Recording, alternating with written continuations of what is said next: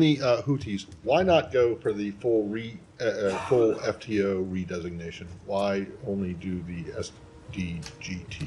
So when we looked at the options that were available to us, we were trying to, one, maximize the deterrent impact on the Houthis, while two, mitigate the any potential impact on vulnerable Yemeni civilians. And what we saw when looking at the options is that there was a possibility, and we heard this is something that we found in our conversations with groups that are providing humanitarian aid in Yemen, that an FTO designation ran the risk of having a deterrent effect on some of those aid groups continuing to provide aid. Worried that they might be charged as providing material support to a terrorist organization.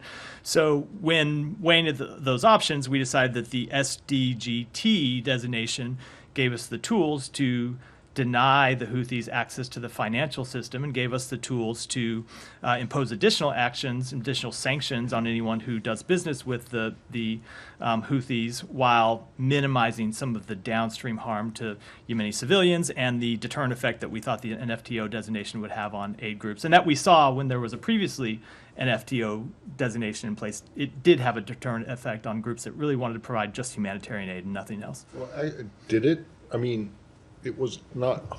It was in place for about 3 days before right. You guys. And in our conversations with aid groups, we at the time were told that they were going to be pulling back on the actions that they were taking. They were taking.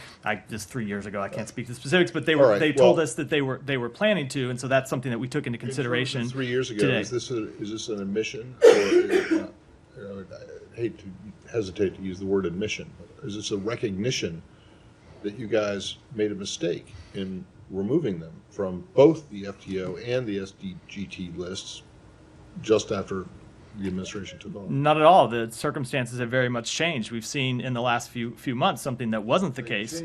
Because the Houthis have, since the designations were lifted, been able to build up and get more equipment and so the Houthis, cement their position. The Houthis were procuring military equipment long before that designation, and they continue to procure it in the year since.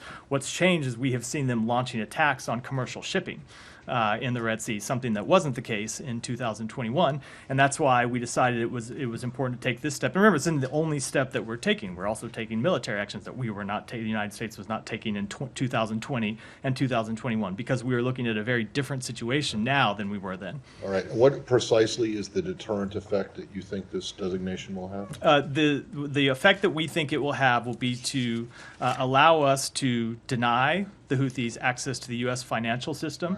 It will. So I don't think they have a bank account at the Bank of New York, but people have ways of trying to get around and find access to the U.S. financial system. And this will give us tools, not just to go after them, but also to enable the imposition of sanctions on any other bad actors who support them, something that we weren't able to do, but now we're able to do because of this designation today. The other bad actors that support them, you mean Iran? Any number of groups. It could be private individuals, too, who you see at times providing financial support.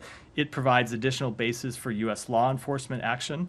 It generally just gives us more tools to go after their access to funds that we want to deny them.